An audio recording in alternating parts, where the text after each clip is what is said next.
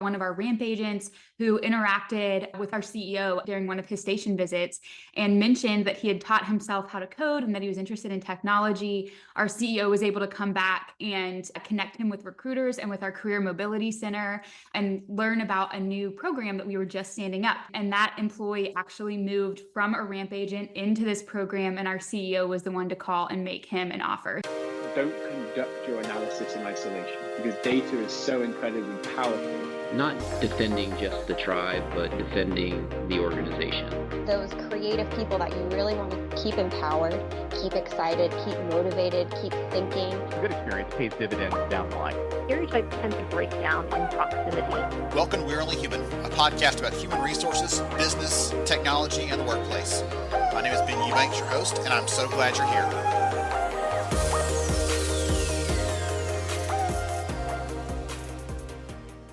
Hey everyone, welcome to another episode here of We're Only Human. I'm so excited to be with you today, and I'm so excited to have our guests here with us today. So the name's going to be familiar to you if you are a HR Summer School alumni, because actually Kelby joined me this year on our HR Summer School events and was a crowd favorite. Everyone loved her energy, her passion, her excitement, and the insights she had to share. And so after that session was over with, I said, hey, we've got to come back together at some point. Right? We've got to have a chance to share some of these stories and not be confined by that time limit we had there. So she was gracious enough to give me some additional time. So we're going to chat about some of the things that she and the team are doing over at Southwest, and I cannot wait. Kelby, welcome. Glad to have you. Thanks so much for having me. I'm looking forward to the conversation. Before we get into the good stuff, take a second and let the audience know who you are and what you do, please.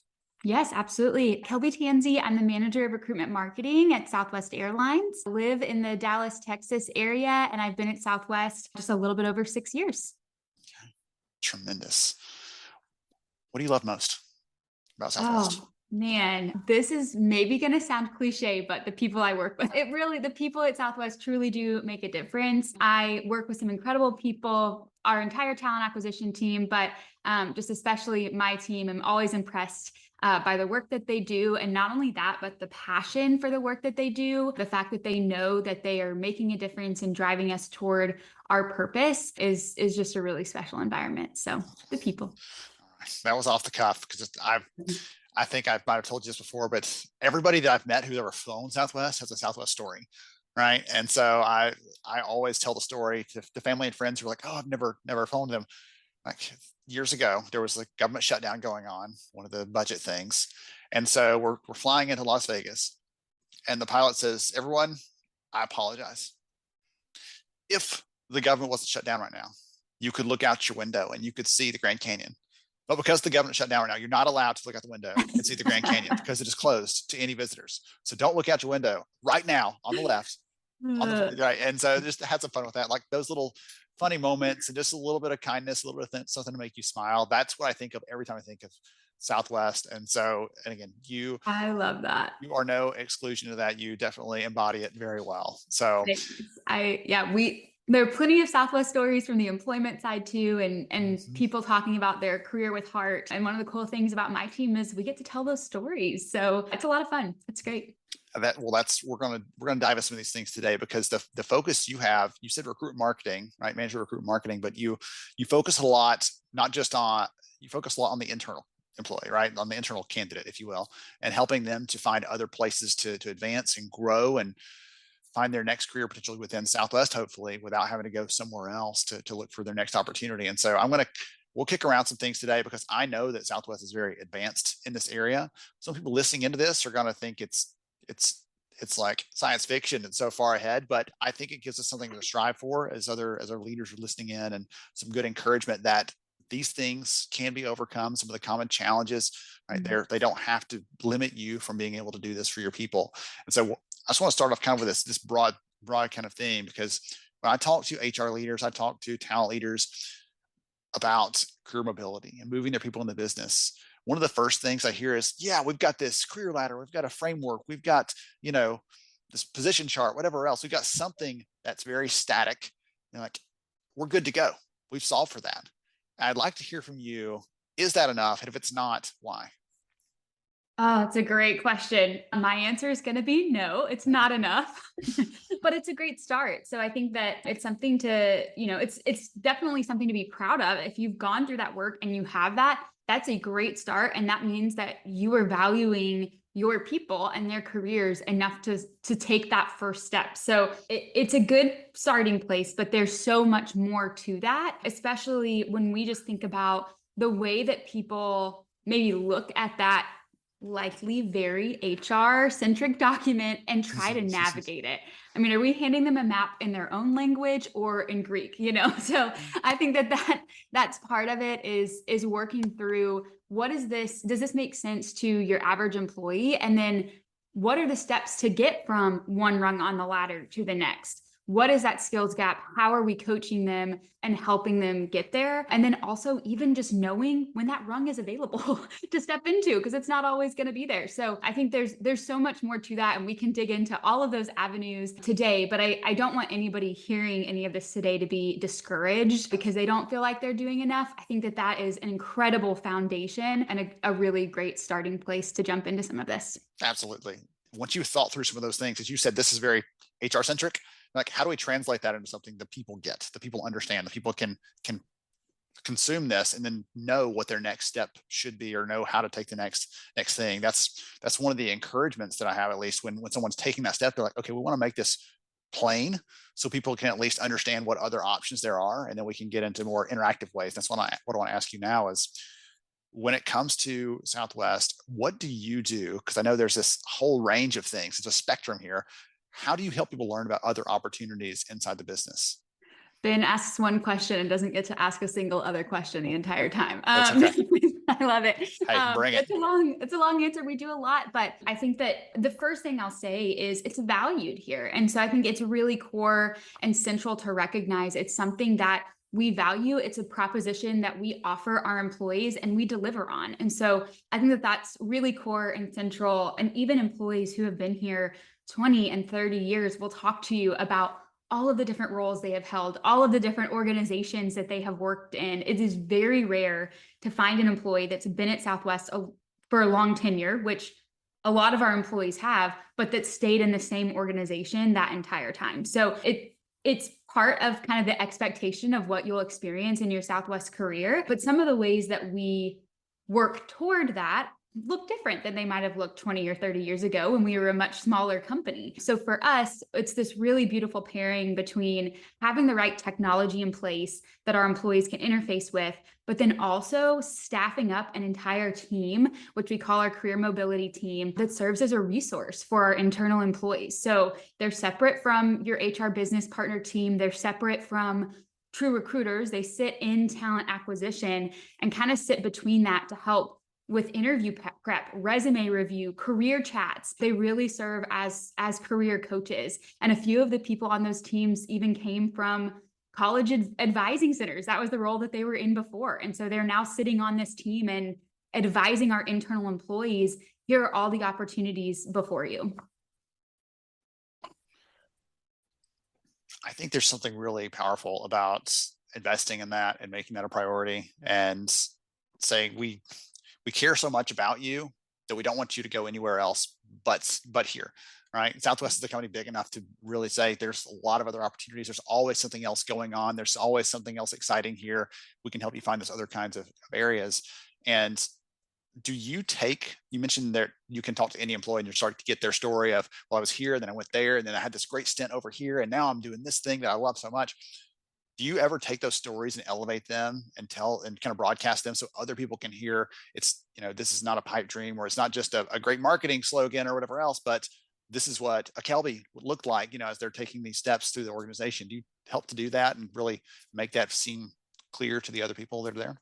Absolutely. You're speaking my language. So it's one of the things we love to do. We do that a few different ways. We actually just launched an employee blog this year. And so that's one of the ways that we're doing that, is helping our employees from first person tell their Southwest story and where it aligns to some of our employer brand elements. And that's a core one. So that's one of the ways we do that. We also will capture videos, share those internally on our Southwest social channels. We just had one that was shared at the end of September this year that was a story about one of our rampage agents who interacted with our CEO at a station visit during one of his station visits and mentioned that he had taught himself how to code and that he was interested in technology. Our CEO was able to come back and connect him with recruiters and with our Career Mobility Center and learn about a new program that we were just standing up called our Junior Technology Associate Program. And it was specifically for people who maybe didn't have a full 4-year degree, but had gone through a boot camp or taught themselves to code. And so perfect match. And that employee actually moved from a ramp agent into this program, and our CEO was the one to call and make him an offer. So it is on our social channels. It's an incredible video.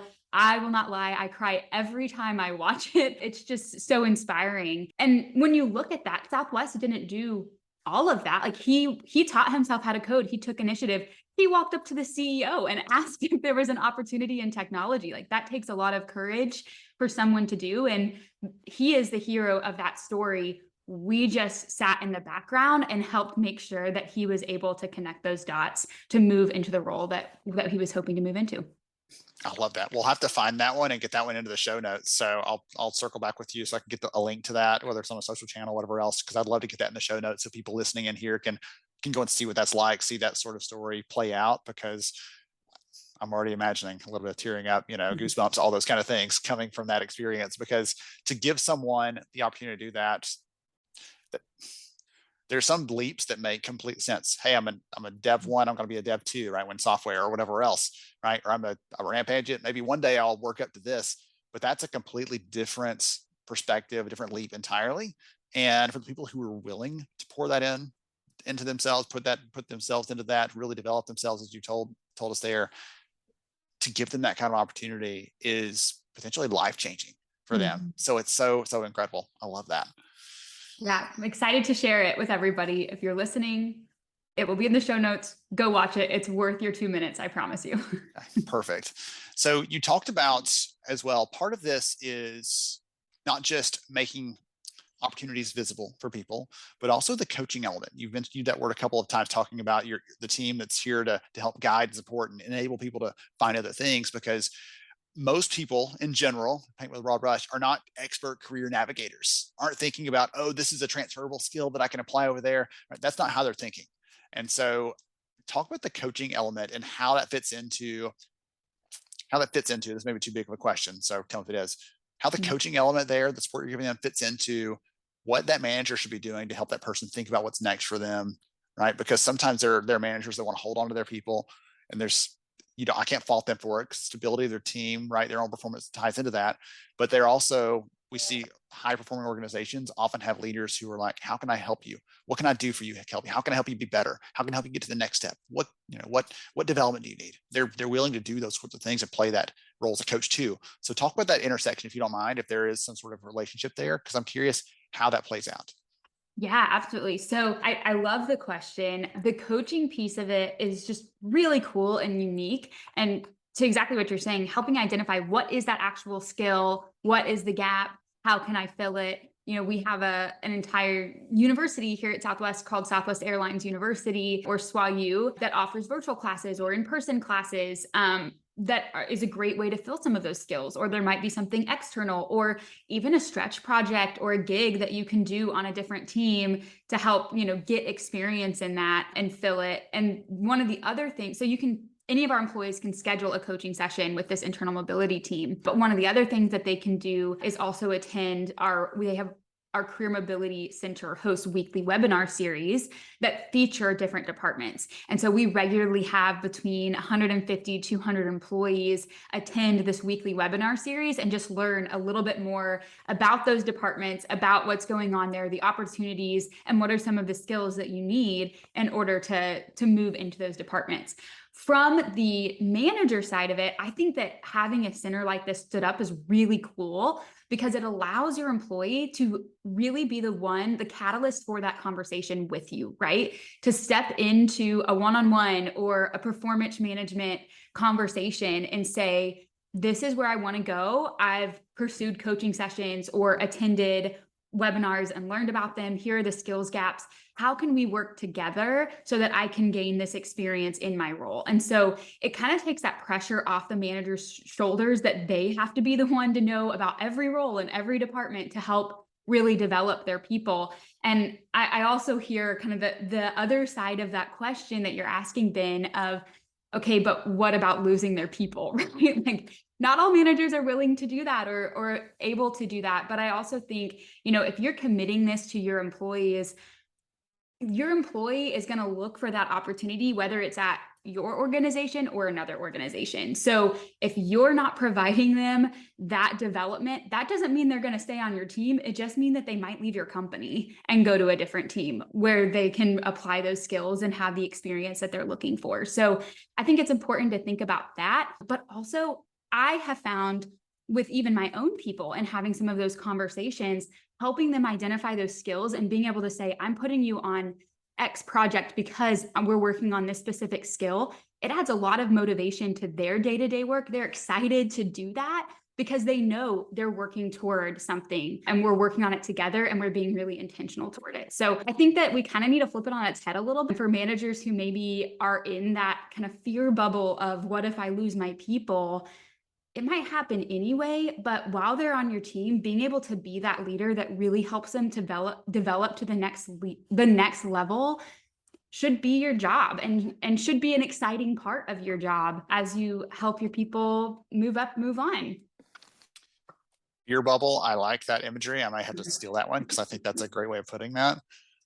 I completely agree with you that hearing you talk about these things, this allows the manager to say, oh, you want to do that? Well, here's some options over there. And I also want to point out for the audience when you're listening into this, that the example you just gave, Kelby, costs nothing. When you say, hey, oh, guess really, Kelby, you're interested in budgeting and how that comes together, right? That's something you've never done before. You're kind of curious about it. Well, here, look, I'm actually putting our budget together for the team for the next month. You want to sit down, watch over my shoulder, right? I'll show you how I do it, where those figures come from. You were heard, right? Your need was heard, your interest was acknowledged, and you get the chance to explore that. And you're like, oh, that was awful. I don't want to do that. Yeah. Or that was really cool. What else do we do with this budget? How else do you figure, right? Next time, can I help you with it? Or can I do it next time? Take the lead and take the first crack at it. That costs nothing. And that person, as you said, feels heard in a way that's hard to otherwise. You're like, oh, you want to build this skill? Okay, we'll talk about that at your next review. Let's see, that's 9 months from now. So we'll come back around to that. Right? That doesn't feel very tangible to a person. And you're like, all of us have been told that. And when you hear that, you're like, this is never going to happen again. This is never going to come back up again. And so being able to, the immediacy of that is so powerful. So I love that you're giving some examples here, both with the awesome, incredible Southwest resources, but also for anyone listening in, that's like, yeah, but right, here's our reason we can't do that. We're small, we don't have as many opportunities, whatever else. That is still within reach for every person listening in right now. Absolutely. Absolutely. Still within reach. I think that is, just a really unique way to lead. And again, something that's really fostered at Southwest, which I feel very lucky to be in that environment, but sharing it with other people, the impact that it's had, I think is a great first step. I also think adding to that, once you start adopting this different philosophy as a company, which I know might feel like a one person by one person effort at one point, but I love every person on my team. I would hate to lose any of them, although I love watching them grow in their career. But I also know I've had 3 conversations this week with people who've been connected to me from our Career Mobility Center that are just interested in what our team does. They want to learn more about it. They have some transferable skills. They're working on some of those gaps. We're plugging them into some projects to be able to just watch and learn and see if that's really what they want. I've got an entire pipeline that's been provided to me by my Career Mobility Center that makes that a little bit less scary if somebody on my team is at the point where they're ready to move on to a different experience. So I think once you kind of switch that overall as a company, that fear just starts really turning down because you realize that you've got other people who are waiting in line and I know who they are. I've identified them. I've had those conversations. Yes, it's not just an out. It's not just an exit from the team, right? There's also there's an entrance as well. People can come in, people can join, and for the same reasons, we're talking about the benefit of hiring within. They're seeing from the outside some of these things. They're saying, "Wow, how could I be a person that helps to encourage and engage people in this work the same kind of way they are? Because this looks incredible, and I feel the impact of this, and I would love to make sure I have the impact on others there." That's a really powerful way to look at that. I like it. Oh goodness. So I'll tell you just broadly, one of the things, I might have shared this stat with you before, but if I haven't, or if I have, act surprised anyway. So one of the things we found in our big study last year when we asked workers about career mobility, so we found that 2 out of every 3 workers have quit a job at some point in their career, at some point, because they did not see some sort of path ahead. And so what we also found, though, is that once someone has done that, they place an even higher burden on themselves, on their manager, and on the HR/learning/recruiting/recruit marketing team, as you're talking about, right? This career mobility team, they put more pressure on all these other parties after that because people don't do that for fun. And I think we've talked about that a little bit, but people, when they don't feel like there's an opportunity, they don't feel like there's anything else, they hit the eject button because that's the only thing left available to them. And so you're giving people this transparency and the opportunities, you're giving them some insight, some education about them so they can make some informed decisions about it. And I just want to encourage everybody else listening into this that it's not a foregone conclusion that every person who joins you is going to end up leaving you. They may at some point, but they could also find those opportunities inside if we're making the real effort to make that possible. I had something else there and I completely lost my train of thought. So you talked about the manager piece. Is it fair to say that you look for managers who are going to lead with an open hand? I don't know what we're going to call this, right? A little more open-minded when it comes to talent mobility, or is that something you train them for? Is that something that you talk about how that piece of it works? Because I think that's one of the common blockers or challenges I hear from when talking to leaders. You're like, hey, I'm totally bought into this. Yes, but. Yeah, I think that becomes an easy excuse for sure. I think that from the Southwest standpoint, we place a really, really high burden on servant leadership, people first leadership, and we have expectations as leaders that we are building a deep and diverse bench, that we are developing our people. Those are competencies that all of our leadership team, from team leaders all the way through our C-suite, are held accountable for. So absolutely, it's something that, we look for as part of those competencies if somebody's moving into leadership, but it's also a heavy expectation once you're there, and providing resources for that is really important. So I can say, on our side, which Southwest is obviously a very large organization, we have, 80 to 85% of our employees are frontline employees. So they might not have that everyday interaction with their leader. So even performance management can look a little bit different in that environment. On the corporate side, our performance management piece is a quarterly check-in with some of those conversations. We don't wait 9 months to have them. And that's been really impactful. And then really placing value on attainable quarterly goals that you can work toward that feel more achievable within that time frame. And I think that that's been a good way to help develop our people. So that's been a really good kind of toolkit on top of job architecture, on top of career framework and ladders, and then having the ability to say, hey, have you talked to their career mobility team? That might be a good connection point for you to have some of these conversations as well. I keep coming back to that over and over again because I had an engineering leader who worked with me in the past when I was in an HR/recruiting role. And every time one of their people would ask them a question about what other growth opportunities would happen, he'd get this look in his eyes like, what window can I dive out of? Like, how do I get out of this as fast as possible? Because he was completely uncomfortable. He didn't know how to respond. And usually be like, oh, well, you can go talk to HR about that. And I would gently steer them back and say, hey, we actually have a little bit of a development path already kind of laid out. We've done a little bit of this basic framework stuff like we talked about here already. I said, we've got these kind of things laid out, but you need to ask them some follow-up questions about what else do you want to do? What are you excited about? What things about your job do you love? Because you'll find, even if you don't change the jobs we talked about here, you can say, oh, I really like this thing. Well, let's just slot you in so that every time there's some QA work, you love that. Let's let you be the QA subject matter expert here, and just aligning and sculpting that job around the person and what they're looking for. So one of the things I wanted to ask you about is you're talking about all this marketing of opportunities internally to your people. And I'd like to ask you, is it different to be marketing stuff to internal people than it is to be marketing to external people? And if so, I'd like to know more about that. Ooh, that's a good question. In a lot of ways, it's the same. There are some things that we do differently. I'll say, so on the internal side, they have the webinar series to learn about specific departments. On the external side, we have a webinar series every week that people can come and learn about our hiring process, and we feature a different team or different department or a different pro every week in that. We elevate those stories on both sides, and then we also have invested in technology on both sides that are more really helping people find the job that's a fit for them, but then also the ability to sign up for job alerts, sign up for talent community emails, things like that. So on that side, it can be pretty similar. I would say the messaging tends to be a little bit different between external and internal. And I'm going to go back to something you said earlier, that, you know, that 2 out of 3 people who have quit and then place a higher value in looking for that. We recognize that, and we try to be upfront on the external side. So that way, when somebody's looking, they can see, this is a company that's going to develop me. This is where I want to go. So I think knowing that there's more weight placed on some of that can be really important on the external side. Whereas internally, we're pushing them more toward, here's somebody's story. Here are the steps of where to engage if this sounds like something that you would want to pursue. So more the calls to action can be a little bit different. Okay, I like that. No, that makes total sense as well, because right, for the external ones, it's here's the hiring process, here's what to expect. The internal person, right, here's what the transition process looks like, or here's how that adjustment happens, just to make them very comfortable and familiar with those sorts of things. One of the things that we found in our big hiring study this year is the number one reason frontline workers ghost employers, and they told us this themselves. So the number one reason they ghost employers is because during the hiring process, they don't hear anything about advancement opportunities. They feel what they're hearing is,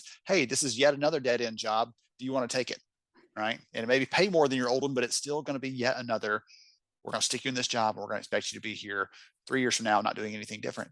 And when they have a lot of choice, when they have a lot of opportunity, they're sifting through different offers and looking for employers that are going to commit to these kind of things that you're talking about here. And you said y'all have a tremendous percentage of your workforce is in frontline roles. And so I have to imagine that is helping you to engage them more deeply, to create better conversations. They're more excited about stepping in because they know, hey, I'm going to go start this thing, be great at this thing.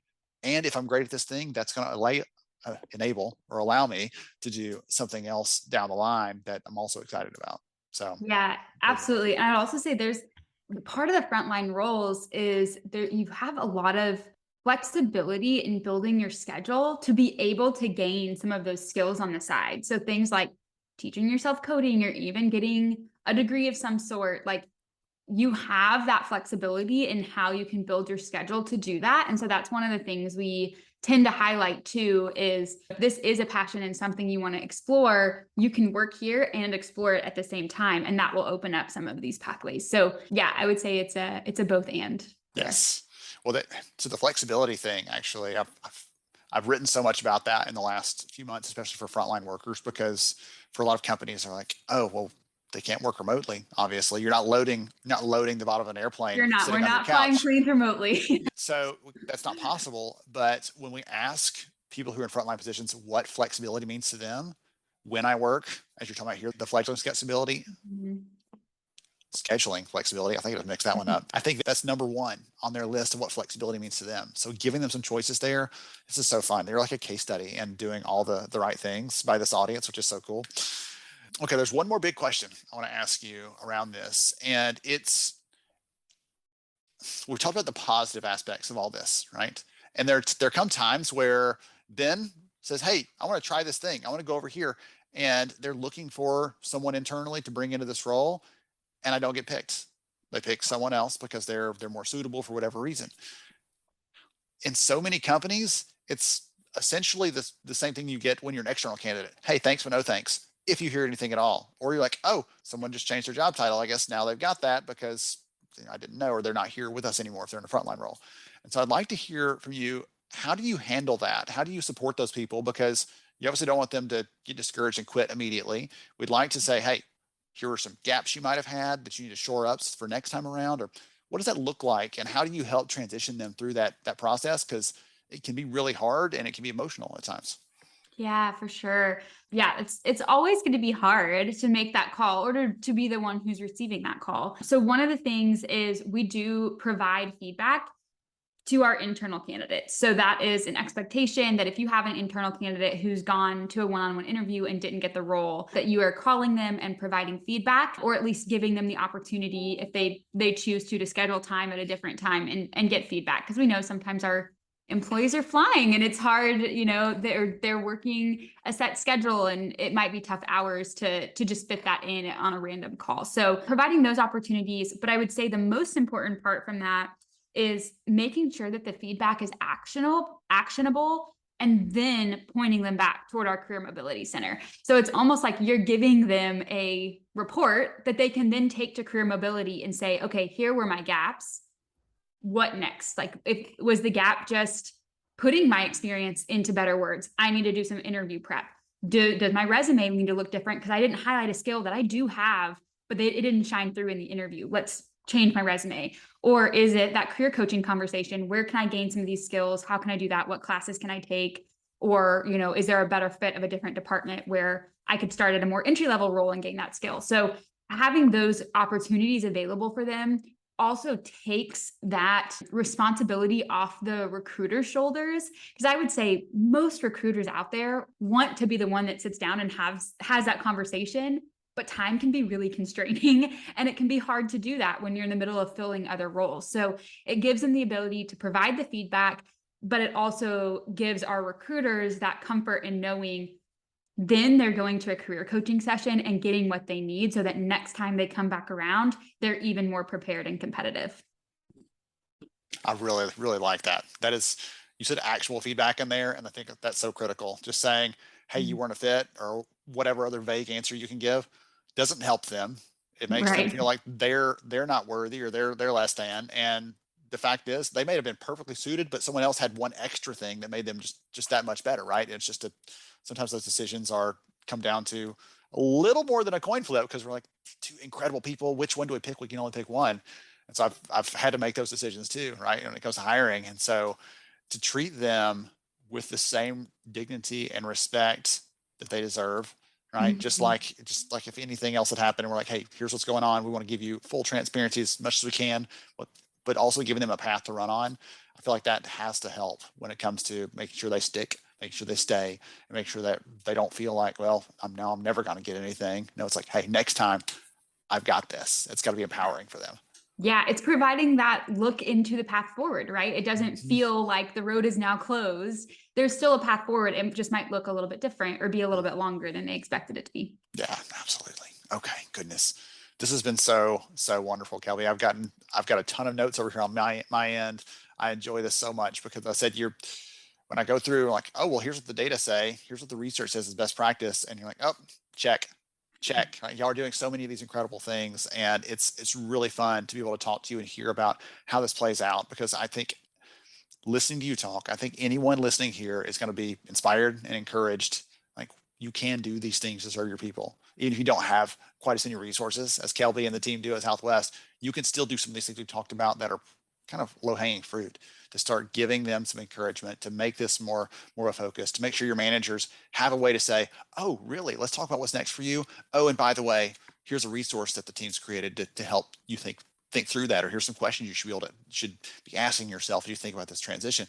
Like, those things don't take a lot of time. They don't take a lot of effort, but they create a lot of value for the people who are receiving them. So this has been so much fun. Any closing comments or last thoughts you want to throw in here before we wrap up? Yeah, I mean, I think if people are listening, they're like, I want to do this. What's my first step? I think then the data you're talking about can be really powerful to take some of that and say, here's what people want. It's a tough labor market. We know that. It's easier to retain right now than it is to recruit. And I think that it's a perfect time to start having some of these conversations and working them toward action. On our side, we see that value of being able to connect our internals, and it's worth the investment. And so I would just encourage you to start those conversations, pull some of this together, and have those conversations with the right stakeholders at your organization of how you can start working towards some of this or build on it if you're already working toward it. So I think that there's a really cool opportunity for just overall the labor market and candidates and what it'll look like in the future as companies continue to invest in internal and career mobility. Awesome. Thank you again, my friend. If someone wants to learn more or connect with you, is LinkedIn the best way? How can they do that? Yep, please connect with me on LinkedIn. My LinkedIn is my same name here, Kelby Tansey, and would be happy to connect. I would love that. Okay, perfect. I'll make sure I get that in the show notes as well as that link we talked about earlier, because I think people will want to click both of them if I had to guess. So Kelby, thank you again for your time, for your passion for this space, and for the support you and the team are giving for every one of the Southwest Airlines staff out there. I know it's much appreciated. To everyone else out there, thank you for hanging out with us here on We Are Only Human. I hope you got some good notes, some good ideas out of this, and some good encouragement as well. Stay tuned. We'll catch you next time. Thank you so much for joining me on the show today. I'm honored to have you as a listener. If you enjoyed this episode, please take 10 seconds to rate it at iTunes, Stitcher, or wherever you listen to your podcast. Also, if you know a friend that could benefit from today's conversation, please pass it their way. After all, a rising tide lifts all ships. To see show notes, sponsor information, and our full show archives, visit onlyhumanshow.com.